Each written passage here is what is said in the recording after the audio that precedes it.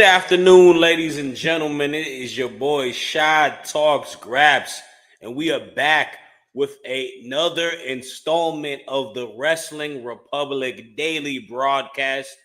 We're here on a Saturday to review about a show that happened on Friday, and this was one of the most eventful SmackDowns on the USA Network. I might have to say we're gonna cover it all. It's WrestleMania season. It is AEW Dynasty weekend. But I appreciate y'all in the comments already. My homie Fernando Zayas saying, what's good, WR crew? Aloha, everyone from the homie Sean Ellis. I appreciate you guys staying in the comments, waiting for us. Technical difficulties are always a pain, but we work through them and we here. And I got a great cast today, man. I hit the transfer portal, but this young lady, she is always on Saturdays talking about Friday Night SmackDown. And, you know, we had a little bickering on Twitter yesterday, but it's always love with the queen of Wrestling Republic. Megan, how are you? Hey, everybody. I'm doing well. I was a little thrown off by scheduling today, but I'm not as late as Tiffy time. So, I am here to talk about what happened last night.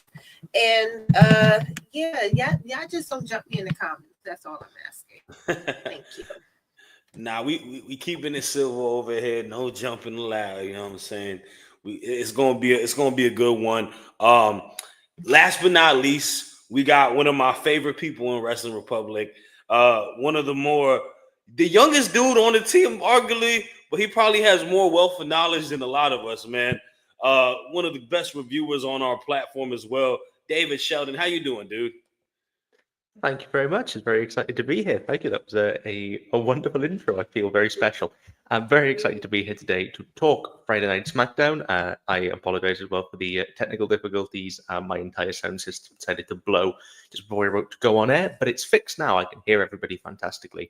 I'm very excited to talk about this episode. Lots of good, lots of less good, but a really, really interesting episode. And, this is my first show. One more thing to say.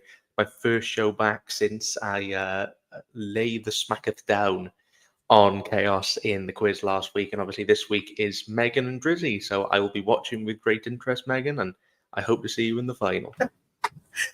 Ooh, that's a lot of pressure. Man, we got Sunday Spotlight Warfare on a Sunday. Drizzy versus Megan.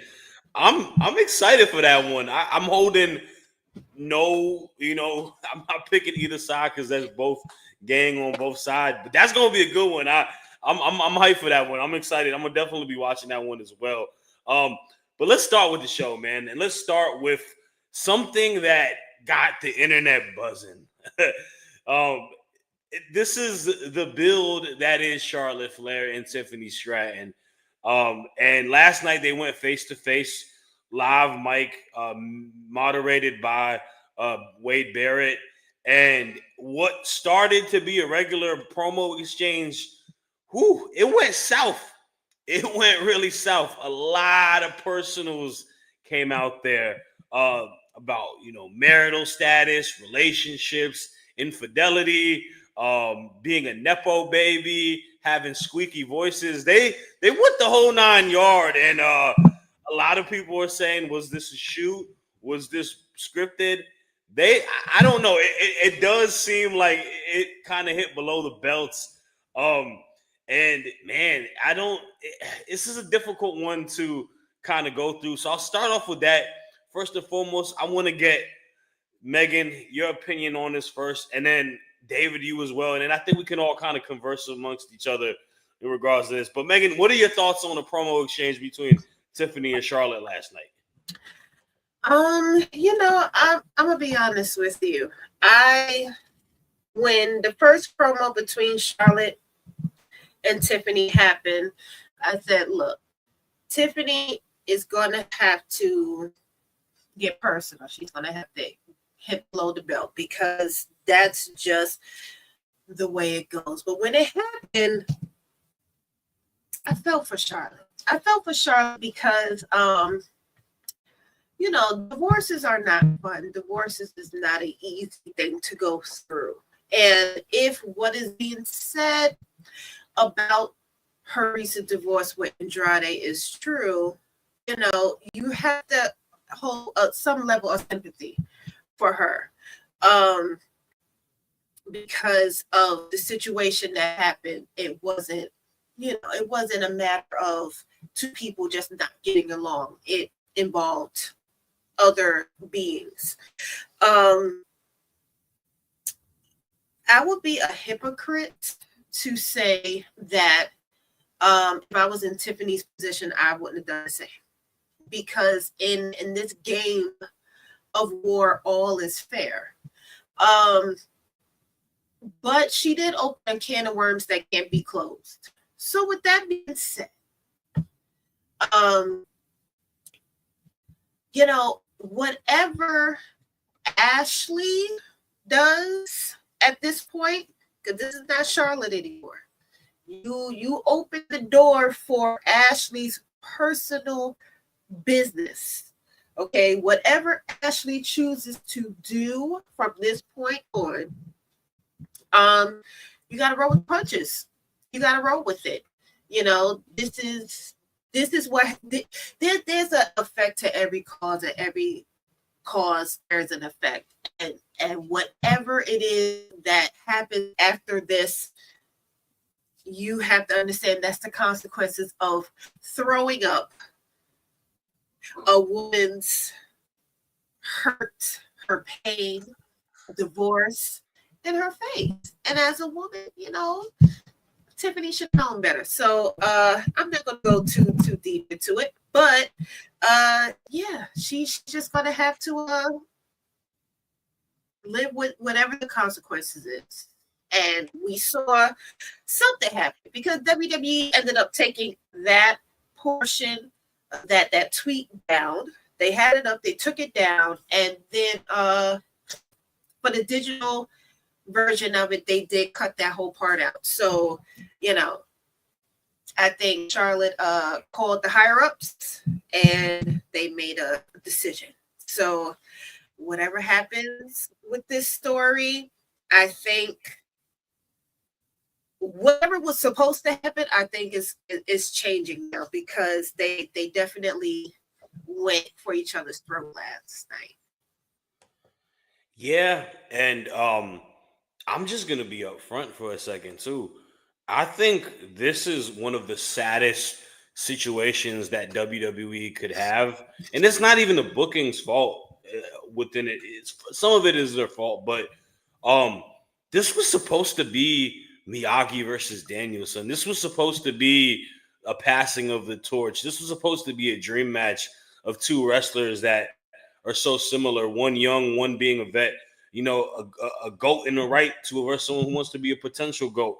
And how far removed we are now, how, you know, shitty the storyline is turned from everything tied to it, from all the angles and, you know, just the lack of chemistry these two women have with each other to build a storyline. It's kind of got me as a fan and other people as fans just ready for it to kind of get over with, so these women don't have to be in a storyline together. And that's unfortunate, because you don't get these type of matchups a lot, right? Like, you as a fan, you're super excited for it. You know, and I feel prone to come to Charlotte's defense, because this is not the first time that something in her personal life has been thrown in her face in front of a crowd. Mm-hmm. When they brought up her brother, which is, you know, I mean, it's what you want. But when it comes down to a family member's passing, despite the way that they passed, and you're kind of throwing that back up at me, that's a hurt that I feel when I leave this ring. That's a hurt that I feel when I go behind curtains. And, you know, like I said, Tiffany did what she had to do. Whether people agree with me or not, it was a jumping, okay? We saw Charlotte get jumped yesterday because Charlotte couldn't get an edge word in. That crowd was not letting her get a word in. So And that's they do. that's another thing I wanted to definitely talk about too, is the fact that um the crowd, right? That was a big part of it. Do you think, with that being said though, Megan, what she's going through in life, and obviously this is a completely separate conversation because we don't know her like that, right? But Right. from what I've seen her talk on MDB even mentioned it on a talk show, she seems like she's in a difficult headspace, and that's a lot to go through. You go through a divorce, you had a major reconstructive surgery that you're recovering from. Did you think that maybe she expected a warm reception from the fans, and it's kind of okay, I'm a curse for a second, fucking with her a little bit Yeah. mentally because Yeah, I she's think so. yeah, Like she said, she spent a year and some change away. And when her big return at WrestleMania happened, Royal Rumble happened, it was kind of suspected that she was going to win. And it seemed like the crowd didn't necessarily want that to happen. But it's the same thing with Jey Uso. Look, like I said, the crowd is finicky. yeah. The crowd will turn on you at the drop of a hat. They will. You're rooting for Jey, but you don't want him to win. You eat every time he comes out, but you don't want him to main event at WrestleMania. You don't want him to take the title off of Gunther. And when we heard the news of Charlotte coming back, people was happy for her. But once she won the Royal Rumble, and it was said that she was going to go to WrestleMania, that's when people started to turn on her. And yes, as well, whether people want to see it or not, the crowd knew Tiffany cannot handle Charlotte's mouth. That's why she could not get a word in. And you could tell it was getting very frustrating. So yeah, did the crowd help Tiffany? Absolutely. And did Tiffany take advantage of that? Absolutely. And did Tiffany have to go below the belt even though she was at an advantage yesterday? No, she did not. She did not have to do that. That was a choice that she made, because she was on a high, and well, although I understand it, it wasn't right. It wasn't right. Yeah, I mean, David, I know you. We spoke off air, obviously, on this, and I know you have a lot to say about the build of WrestleMania in general, but particularly this match. I want to kind of gauge your thoughts on last night's events between these two, and I guess just the build as a whole as well, like between Charlotte and Tiffany. Oh, it's been a train wreck. The whole thing has been such a train wreck, week to week to week. And I have just kind of sat here observing. Obviously, I'm not on a lot of SmackDown shows. I've been on a couple, but I don't really get to talk a lot about the week to week. But I think it's been dreadful, particularly for this match. I think there was a good brawl, as like a lot of people did, but the face-to-face stuff's been shocking. So a few weeks ago, they did the face-to-face, they did the side-by-side split-screen interview, which I rallied against very, very hard, in which Tiffany had a terrible night, couldn't handle the situation at all, and, we had arguments over this on chats, but I think the blame there lied with both women. I think Tiffany had a bad night. Charlotte, as the veteran, should have helped her, didn't, and took advantage to bury her, basically. And obviously, there's been a lot of discussion over the last few days about the extent of that role into this promo, which obviously I won't go into because we can't truly know what happened here. We can't, it's hard to know exactly how much of this was scripted, though I do have eyes and ears and I did watch it. And from watching it, this really gave the sense that a lot of what happened in this promo was not the plan. It felt like, just really scrappy and unrestrained. It was a lot of Tiffany and Charlotte shouting over each other. Again, the same problem we had a few weeks ago. The difference this time, obviously, was you could hear the crowd, and the crowd were obviously massively against Charlotte. Obviously Charlotte is the heel in this feud, but I think there's more to it than that. I think there is, apathy towards Charlotte from crowds of, we don't want you in this position, rightly or wrongly, and that I think is what triggered it. I personally think that all of this is a mess and it makes me not want to watch the match. I think that in this case, I think again, I don't think either woman came across very well in the promo. I understand for Charlotte in this particular case, it was harder because you do have an entire crowd against you. But at the same time, I do feel that the shot, when particularly if it was off the cuff, which it seemed to be from Tiffany, was unprofessional. I don't have an issue with bringing up things, but in order for you have to bring up a personal issue in a feud, both parties have to be on board, know it's happening, and know how to react to it. Because as I've brought up in several weeks, and this feud, I feel like it keeps coming back with me. Wrestling isn't real. Wrestling is a scripted, staged medium. If this was in the UFC and people started throwing out things about people's divorces and throwing out jabs at each other, well, yeah, they're supposed to be building hype. This is, they genuinely aren't supposed to like each other. But even then, but in this, you can script these promos. Like you should know what's going to be said. And the fact that it fell off the way it did with the Kaiser retort, with the stuff on on Charlotte's divorce, it was the squeaky voice comment. It all just felt a bit bitchy and unprofessional, and I found very little joy in watching it. I do think that the only thing that I would say is that I feel a little bit for Charlotte in this promo for the extent of the stuff things she got from the Chicago crowd. Yes, other heels have dealt better with it. See Logan Paul, unfortunately, as an example of how to sort of work with it. But at the same time, I get it. It's not fun. But when Tiffany had a bad night a few weeks ago, Charlotte absolutely took advantage of it and went for her. This was kind of the opposite, and I would be a hypocrite if I was to sit here and say, that I liked either. I found no pleasure in one or t'other. Felt like they were both just poor. I felt they were both poor promos. But I don't feel it can be said that I don't feel like we can, defend on one and then criticize the other. I think they're both the same problem. The only difference is in this case, you had the crowd as an additional factor. So I would like this segment to go away. I would like this feud to be done. I want Tiffany to win it. At this point, I don't care. I feel like this feud has made Charlotte look worse. It's made Tiffany look worse. I think it's just a bad look for everybody involved. And I would very much like to move on. And I'm really past this sort of unscripted barbs being thrown at each other, because it's happened with Punk, with the AEW stuff. It's happened so many times, and it brings me no joy. It brings me no car crash joy. It brings me no, let's go and watch the world burn joy. It brings me no, oh, they went there joy. It's a scripted medium, and we don't need to do this. It clearly wasn't the plan. It clearly was not what both women had intended to go out to do.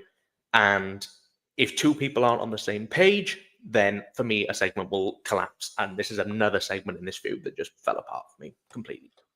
And I completely agree with you both on everything. And I'm glad that it seems like we all have common ground on our thoughts on this. Yeah. And yeah, I think the difficult thing is also that, the topic of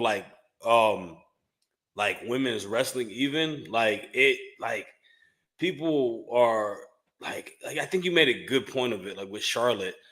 She's getting honestly more boos and heat compared to people who should be getting more boos and heats, like a Logan Paul and stuff like that. And for what a lot of it may be because she's a woman and people have, it's the Roman Reigns problem. And that's genuinely what I think it is. She's come back. She's gone straight into the world title picture again.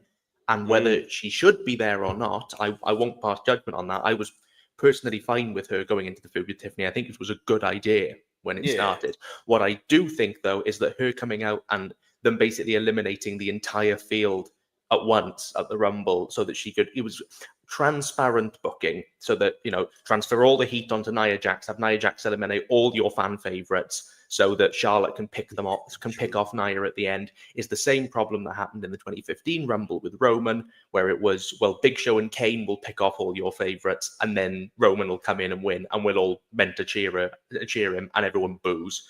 And I feel like that's what's happened again.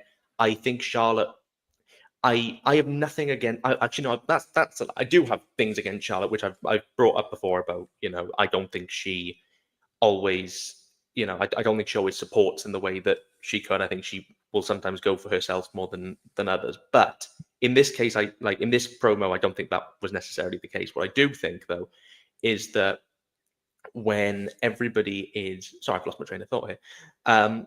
In this case, I think the crowd have turned against her. Whether or not they should, they have.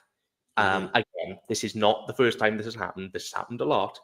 And I think her being the heel is the right idea.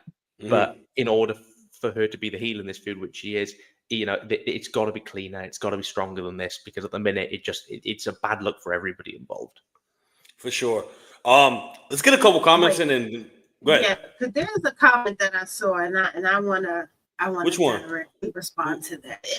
You, Sean Ellis, come to the front of the class, because you said something, and the one about Charlotte and the Royal Rumble for a title shot, because let me just see if I can read it, because I like you, Sean Ellis, but sometimes you be using some potty words in there. But okay. This one is clean. I just want to point out okay, that, Charlotte comes back and wins the Royal Rumble for a title shot at WrestleMania. What about the other well-deserving women's wrestlers in WWE who are not multi-generational wrestlers? Okay. Now, there's a man, you probably know him. He was the son of a American dream. He had an American dream. And his father was the son of a plumber. And he had left the company, came back after 6 years, fought with Seth Rollins, got injured, disappeared for a couple of months, came back, appeared at the Royal Rumble, won the Royal Rumble, main evented at WrestleMania, lost that match, came back the following year, won that Royal Rumble again, and then he defeated the same man that he had fought the year prior and became champion. And he's multi-generational as well. And not only did he have the opportunity to win the Royal Rumble 2 years in a row, but he also had the opportunity to main event both nights at WrestleMania last year. So we're not going to come down Charlotte's throat for them doing what they've done with Cody Rhodes. I agree. I agree on that. What I also say, though, is Charlotte has been in the women's world title match almost every year for a decade. She fought Ronda, she fought Rhea twice. She's, you can go back and go women's world title, women's world title, women's world title, women's world title. I can't think the last time she was in a match at Mania that wasn't for the world title, which, to be fair to Cody, hasn't happened. I agree with you. I think going after her because she's multi-generational is silly. I think that is unfair. Multi-generational is definitely not the way to go with it. Because yes, I don't think that's the angle to approach this from. Arguably better than her father as a professional wrestler. No, I disagree with that, but certainly better as a human being. I'll say that for a fact. Okay. I mean, that might be right. I mean, yeah, that's a good point. Yeah, fair dues. It's just, I think with Charlotte, I think it's more of the Roman Reigns problem than the GOAT. I think it is just one too many. And whether you agree with that or not, and I understand you not agreeing with that, by the way, completely do. I think Charlotte is very talented. But I think that is the reason people have turned against it. It's like, again. And I think, especially given, I think it's most people that I've spoken to think it's a foregone conclusion she's going to win. So it's like, I understand being frustrated, but I also understand your point. I'm just pointing out that this isn't the first time. So let's not act like this hasn't happened before. Let's not act like this is, that somehow Charlotte has set an expectation that precedes its time.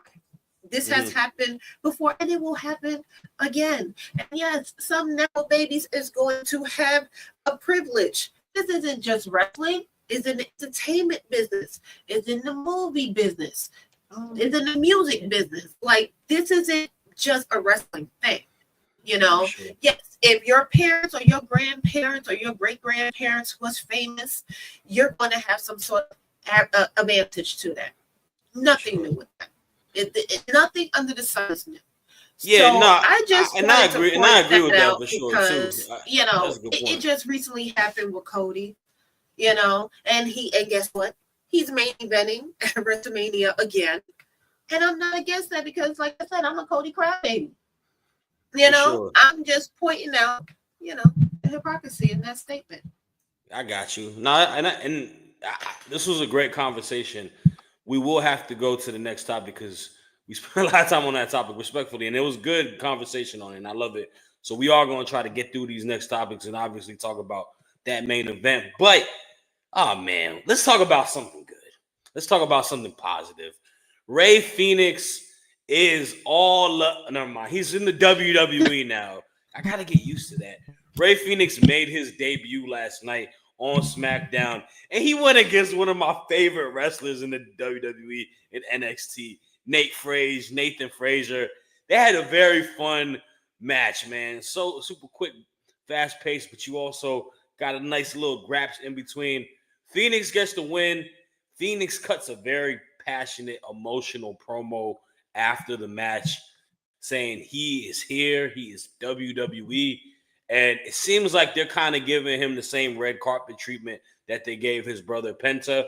Also, they mentioned a lot about the Lucha Brothers being a tag team, winning tag team titles amongst a bunch of promotions. They didn't say AEW, but I get the gist of it. They won a tag team title there. And I liked it, man. I'm happy for Ray Phoenix. I'm happy we're past all this drama and we can talk about Ray Phoenix, the wrestler, not about the contracts and all of that. We can get to the nitty gritty of that. But David, I'm gonna kick it off to you, man. What was your thoughts on the debut of Ray Phoenix? And also, like, what do you expect to see from Ray Phoenix on SmackDown as a single star or whenever him and Penta become the Lucha Brothers again? So I'll start talking about the. What's going on with this? Hold up. That's all right. I'll start with the actual debut itself. Love the entrance. A lot of strobe lights. Maybe cut back slightly on the strobe light to give me a slight headache. But really, really good match with Nathan Frazier. Lovely to see Frazier on SmackDown. I think it was interesting. As much as I loved this match, and I did, I think from a psychology perspective, I maybe wouldn't have debuted him against Frazier, only just purely because I think trying to introduce Frazier is amazing and so good, and Phoenix is amazing and so good, and this match was amazing and so good. But for the main roster audiences who are less familiar, you're essentially introducing people to two wrestlers at the same time, which I think worked fine. It worked absolutely grand, but I think potentially it may just be a little bit overkill because Nathan is obviously so impressive, as is Phoenix. But if you want the spotlight on Phoenix, then you're also establishing Frazier at the same time. That can get a little bit kerfuddle. But with that said, I'm not going to complain about a match this good, and it was really, really good. A couple of slightly off moments. I mean, the dive from Frazier where he could well have planted himself on his head. I'm glad that he was fine and the match carried on. Obviously slit his foot, caught on the rope. That's happened loads. It's not his fault. It's not anybody's fault really. But unfortunately, these things happen.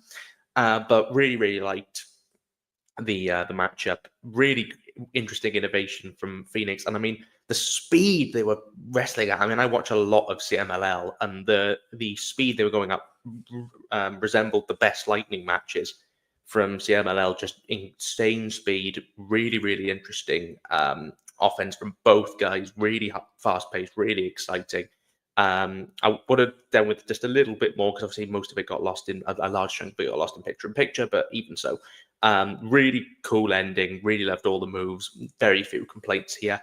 And I'm excited to see the Legado del Fantasma feud that seems to be coming afterwards. I think Andrade and Phoenix will be fantastic if that's where we're going.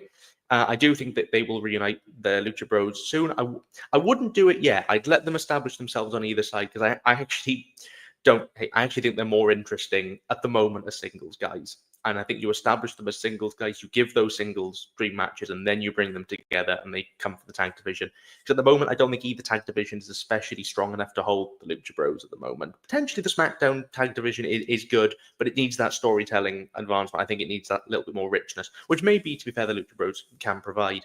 But for now, I would let them establish themselves as singles guys because Penta's got loads of momentum. Phoenix clearly has loads of momentum as a single star, loads of potential as a single star. We've seen it already. So very, very happy, very, very excited, and can't wait to see what he does next. Yeah, for sure. And I definitely agree with you on that in regards to establishing as single stars, because it seems like that's where a lot of meat is on the bone for it. But when they do become tag teams, and then you talk about a tag team in Fraxium, they need to shuffle the roster with tag divisions a little bit. I am absolutely tired of watching Motor City Machine Guns and DIY wrestle each other. And I hate that I have to say that. But like I feel like we get the same type of like run around with it. And I know a lot of it might lead to a multi-tag match at Mania with the Street Profits, but like after Mania, let's shuffle the deck a little bit. Let's maybe put Motor City Machine Guns on Raw or DIY on Raw, maybe a Fraxium on Raw. Kind of, because like on the other end of it, I don't like the War Raiders don't really got a lot of people to go against. Like I think the New Day might be the next one, but I don't know. And bro, Shad hates fuse being built. Shut up, dog. I do. What did I say that? I just said I'm tired of watching the same freaking match all the time. The problem is they missed. I think they missed a slight trick with DIY and Motor City Machine Guns because I really liked their match at the Rumble. Despite the fact the crowd didn't care, but I really enjoyed it as a fan of both teams. But I would have built bigger and bigger matches, and actually what they've done is they've gone from the Rumble and it's law of diminishing returns, whereas they should have done match at the Rumble, bigger match a month later, bigger match a month later. What they've actually done is they've just kind of gone. I'm gonna be real with you. I worry for Motor City Machine Guns is like shelf life in WWE. Like I'm just gonna the fans have not found the investment in them as of yet. Because they've not tried. Like what segment? Yeah, man, for sure. Like WWE haven't, and it's not not MCMG's fault. They're putting on good matches every week. Yeah. But WWE, I agree with Geordie and everything he says when he said you cannot build a team every single week on they're your favorite tag team's favorite tag team. Yeah, but that's great for them. What about us? Like who are your characters? And they've got them. They have characters. They're good promos. They're a good team. You've seen it all around the world for the last 20 years. But tell me why I should care. Not why they cared 20 years ago, why I should care now. For sure. All right, we are going to go through the quickest ad read of all ad reads real quick, and then we're going to get to a topic that made me shed a tear. First and foremost, if y'all haven't already, use the code WatchProgress1 and get half off your first month of Demand Progress Plus. This is the home of Progress, Defy, and much more. They got some great events coming up, man. Mania weekend, they have an extraordinary card being built up for it. We'll talk about it more as we get within the next couple of weeks. But definitely tune into them. And, yeah, man, keep rocking with them and keep rocking with us. All right, man. This topic right here, it has me a little sad because Kevin Owens will not be wrestling at WrestleMania this coming year. He had a very passionate promo last night, noting that he has to get neck surgery. He's been dealing with an injury for the last 4 months. Randy and KO, in my mind, was one of the better built storylines, MDB. I do like those storylines being built, buddy. And it was a great one, man. And it's unfortunate we're not going to be having it. So I'm hoping this is all good for KO, for him to eventually come back. Neck injuries are super duper tricky, man. It's something that we've seen some of our favorites overcome, but we've seen them miss a lot of time. We talk about Edge, you talk about Paige, Bryan Danielson, like so many of the greats. So hopefully, he's being able to be in good spirits and heals up. But Megan, I gotta ask you in regards, how you feeling? It sucks, right? No KO for Mania. And then also, what do you think the direction should be for Randy Orton now? Do you think he kind of sits out Mania, or do you have a potential match lined up for him? For those who've been watching, y'all know I've been kind of shooting on Kevin. I've been calling Kevin a victim, and I couldn't wait to see, Randy kick his head down the strip in Las Vegas. I've really been Team Randy in this feud, but to hear that Kevin is suffering from, a potential career-ending injury, such as a neck injury that a lot of wrestlers it has taken them a long time to come back from, whether it's Edge, whether it's Stone Cold, whether it's Paige, whether it was, we're still waiting to see if it will ever happen for Big E. This is not an injury that is often, it's not taken lightly. So in that aspect, I'm really hoping that this is an injury and recovery that Kevin can come back from, because Kevin adds a lot into the WWE, and I would be really sad if he wasn't able to return, and his feud with Sammy was his last real big fight, and the feud between him and Randy never happens and never surpasses. So get well soon, Kevin Owens. Now as for Randy, I don't want Randy to not have a WrestleMania moment. I don't.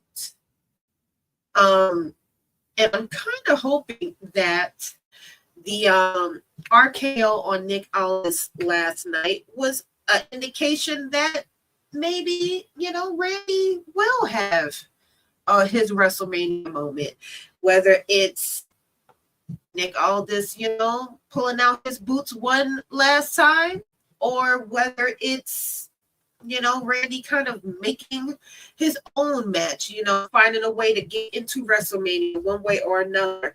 I'm not sure.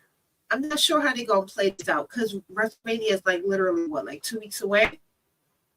So I'm not sure necessarily how they could come up with something, but they have a lot of talented writers, they have a lot of talented bookers there, and I'm thinking something might come up. So let's just hope that we do see the Viper at WrestleMania. Maybe he'll weasel his way into one of those main events, because we have two real big main events for night 1 and night 2. So maybe he'll find his way in one or the other. That'd be interesting. People forget Nick Aldis ain't that far removed from wrestling too. He's not. He's a lot closer than Adam Pearce. So he's also fairly younger than Randy. Funny enough, I think Nick Aldis is in his late 30s, and Randy's obviously well in early 40s and whatnot. So I think I'm with it. I like it. I like the idea. I mean, the story was set. He RKO'd that man 2 times. It'd be interesting. The other person I was thinking is, I thought he was going to RKO Kevin last night and then just go full on heel. I thought so too. And we would have possibly got him versus maybe Sami Zayn. But we'll see what happens. And yeah, exactly. MDB with a very good comment right here. Nick Aldis stopped wrestling because he wanted to. He could still be in ring shape. Yeah, he was literally in ring shape. He was NWA champion before he was in the WWE a little while ago, during the pandemic, right? Yeah. What I will say though is, Bobby. David. I was going to say, if Aldis hasn't wrestled in 2 years, I think it's been 2 years now since Aldis last wrestled. I don't know how wrestling works now. I cannot pretend I've not been a wrestler myself, obviously, but I would imagine, there's such little time until Mania that Aldis would still, even though he's not that far removed, would still have to get back into wrestling shape. And whether he could do that in the short time period, I don't know. But I think Aldis is brilliant, and I'd love to see it. But obviously, only if it's safe for him to do. It's true, but you know what? We might have an alternative. And our good friend Bobby threw his name in the hat. But we do have somebody that is fixing to return. We don't know when. Ooh. Yes, but he might. Bobby said, what if Alistair, as a surprise opponent, Alistair versus Randy? We could get Seth and Cody again. Just rush his return a little early. Randy puts him over them. That'd be as something. a welcome back. I mean, I wouldn't be opposed to that either. I mean, we know he's coming. We don't know exactly where he's going to fit in. Mm-hmm. Randy has now lost his WrestleMania match, and yeah, And that you could play it off of like Aldis wants to get a. No, and he has a return date, and I'm just saying maybe they could speed it up a little bit. Like we didn't know that Kevin was not going to be at WrestleMania. We didn't know he needed the surgery, so maybe they could speed his appearance up a little early. For sure. All right, let's get to this last topic because this is about one of the main events that will be going on at WrestleMania. And man, the favor has been said. CM Punk has told us that him and Paul Heyman, obviously good buddies from the past. This is a special one for him. He says that I need you to be in my corner at my Mania main event. And that was the favor. And Roman thought he was like out of his mind. This is my wise man. He got my back. Paul Heyman told his tribal chief that he is going to be in CM Punk's corner. Now, I personally liked everything about this main event segment. I love Seth just laughing hysterically at Roman. And then as Punk hits him with one of the, smoothest sells to a GTS, by the way. Like Roman was out for a dude his size being like selling like that flat out. And then you just see the face off. It has my mind spinning with a lot of ideas, man, because maybe Paul helps Seth win. Maybe it is the end of the tribal chief and the wise man. Maybe we get him and Punk. I love it, man. Paul is literally one of the best geniuses in this, wrestling history that we have. And I'm here for it. David, I'm going to kick it off to you first. Thoughts on the main event segment, and most importantly, how do you feel about Paul Heyman being in CM Punk's corner as we get to Mania? Well, when I first heard about, because I heard what the favor was before I saw the show, and I prematurely said, it's fine, it's logical, I suppose, but it's not especially interesting. But, it is what it is. Having seen the show, and obviously then going and watching the full thing, I do think there are plot holes, and there are things that don't quite add up. But this segment lives and dies on one man, and that's Paul Heyman. And because Paul Heyman is such a brilliant presence on screen, he is able to sell this. Seth was great, Punk was great, Roman was great in this final segment, but Heyman is the thing that carries it through.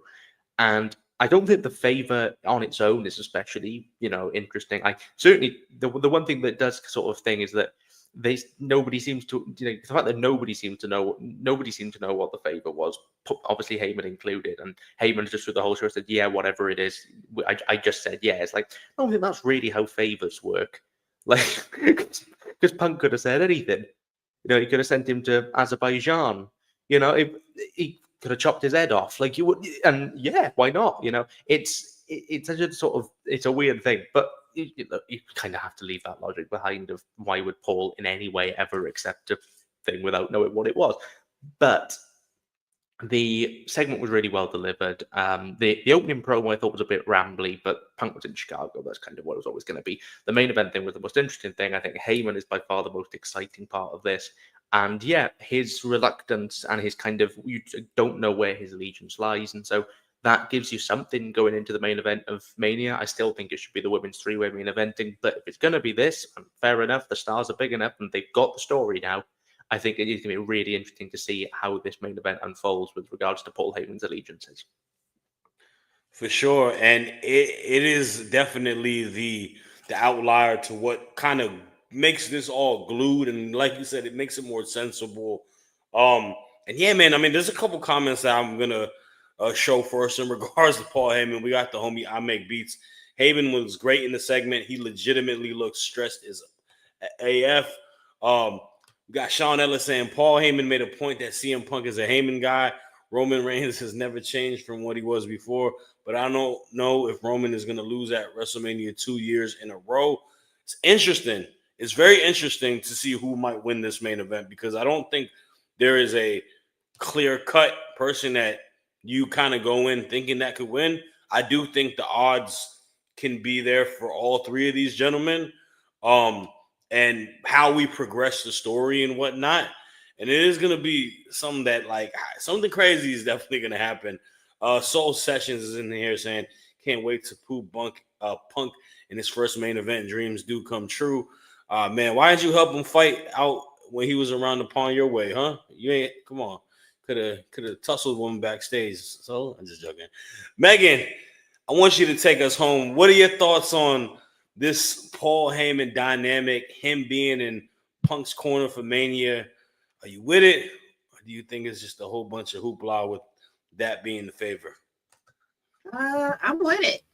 I think last night proved that although Paul is Roman's wise man, he's always going to look out for him. Punk is his best friend, and he's always going to choose him.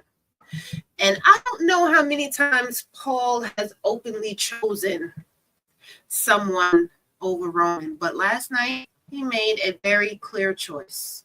Roman gave him the opportunity. He gave him the opportunity not once but 3 times to tell Punk that he was not going to be in his corner. He couldn't do it because he knew that that was a promise that he had to keep. Like I said before, I don't have a favorite in this match. I love all 3 of them equally. So whoever wins, wins. I will take whoever wins. I'll take the results as it is. But I don't think that WrestleMania is going to be the last time we will see Paul Heyman in Punk's corner. I don't. And there's a clip that's floating around on Twitter of Roman at Paul's induction, where he said, if you don't see a wise man, that's it. Curtains closed for me. That's the end of the story. So I'm hoping that this is not leading up to the end or the pending end of Roman Reigns as we know it. But it's kind of sad to think about that. We got Kevin suffering from a neck injury, and now what could be the wrap up of the Tribal Chief saga. So I'm hoping that that's not the case. But all I can say is, Paul made a choice. He chose Punk. That's who he chose. That says a lot. I love it. Yeah, it's interesting, man. I'm super excited for it. What's up with you, bro? Why you hating on, like, what's up with you, dog? You good today? Like, I got a Sami Zayn shirt on right now with the hate, bro. Don't be going out, man. That's a Muslim brother over there, man. That's my favorite wrestler in the WWE, MDB. Watch how you talk to him, dog. All right, respectfully. Anyways, all jokes aside, thank you guys, man. Everybody in the comments. This has been a phenomenal episode. We will be back same time tomorrow. Before we go, though, Megan, you got a message for your op tomorrow, Drizzy? You want to talk a little shit to him real quick before we go? Oh, Lord. Yeah. Okay. So I am going to be cramping tonight. I will be studying like I'm studying for the SATs again. So, I'm just going to use my femininity and hope that helps me win the game tomorrow. I am the only woman that's playing. So I am hoping that gets me in. That's all. Drizzy, I love you. Okay, you are my brother from another mother. But whatever happens, happens. It's not personal. This is just a game. It's just business. It's just business. I love it. This is going to be one of them ones, man. If y'all haven't already, please watch our Sunday tournaments for these quiz matchups. King and Queen of the Ring. The Queen going against Drizzy. It is going to be electric. I'm super hyped for it. We'll be back same time tomorrow. And, man, we'll see y'all tomorrow. In the words of Jay Uso, Deuces, ooses. We are out of